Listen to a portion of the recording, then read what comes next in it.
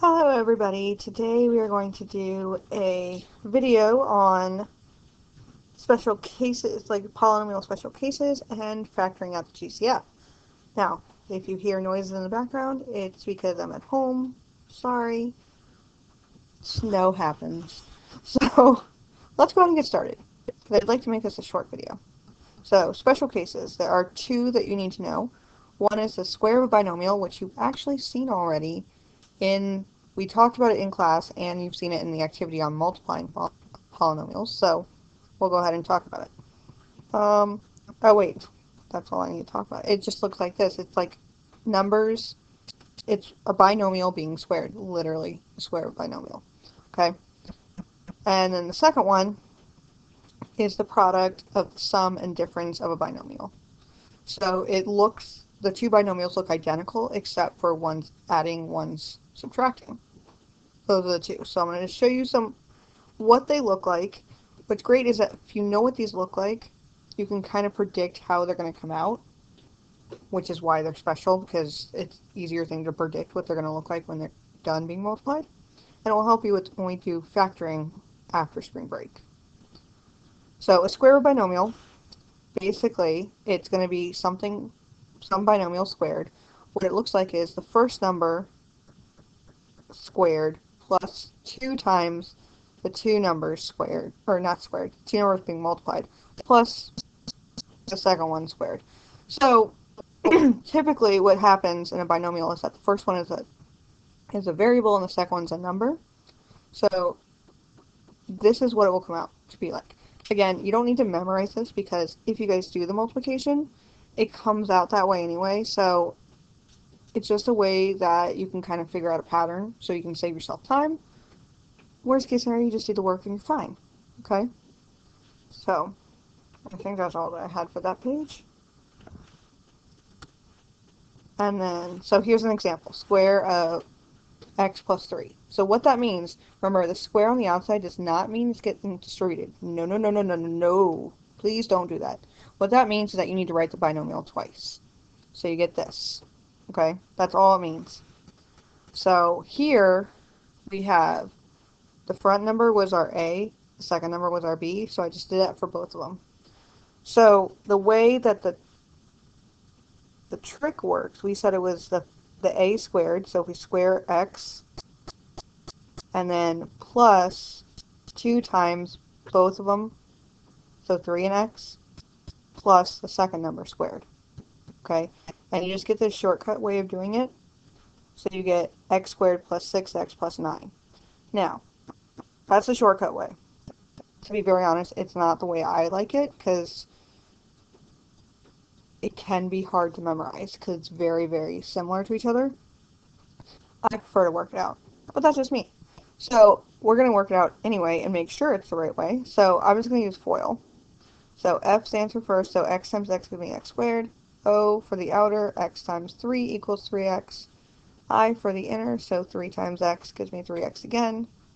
And L is the last ones. 3 times 3 gives me 9. So I write them all out, combine my like terms of the 3x's, I get the same thing. So it's just a shortcut way, if you memorize it, to get your answer. That's all. That's the only reason it's special.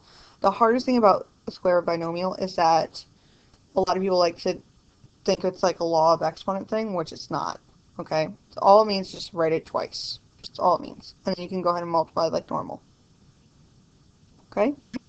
The product of the sum and difference of a binomial, so then it looks like this, where you have one binomial with a plus sign, the other one looks identical except has subtraction. What it ends up coming out to be is just the square of the first minus the square of the second. Okay? And again, you'd get the same thing as if you just multiplied. So I'll show you an example of this. By the way, I don't have your notes in front of me, so I'm not really sure what's trying your own and what's not.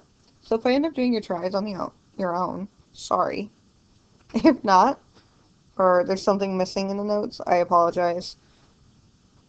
Yeah, sorry. So we got x plus 5 times x minus 5. So x would be our A, and 5 would be the B. The actual 5, not a positive 5 and a negative 5, just the 5, just a number.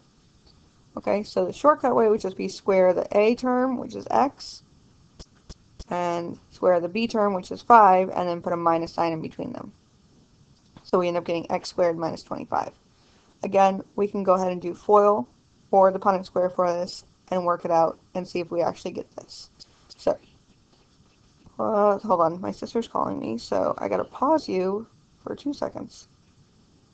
And 2 seconds is over, even though it was more like 5 for me. So, back to a full screen. Woo. Okay, full screen. So, we'll do FOIL again. So first, x times x gives us x squared.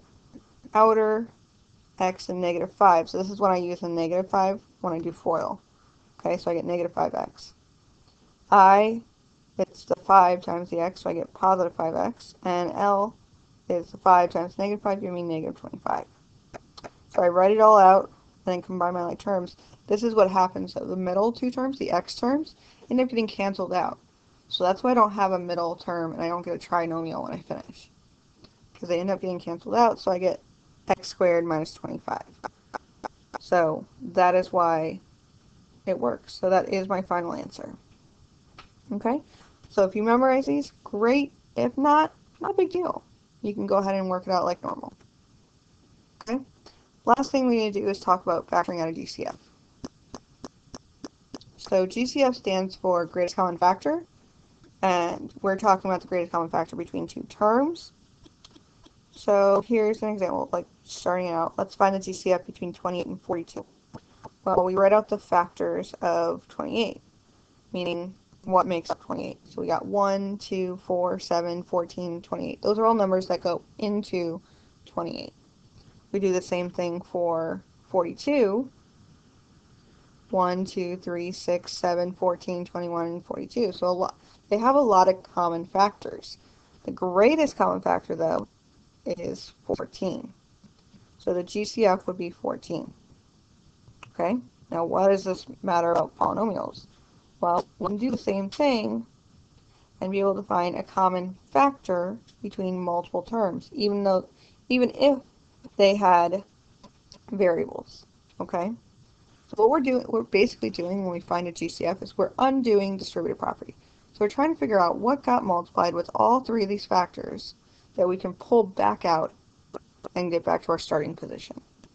So we look at all three of them. We got negative 6 x to the fourth, 18 x to the third, and negative 16 x squared.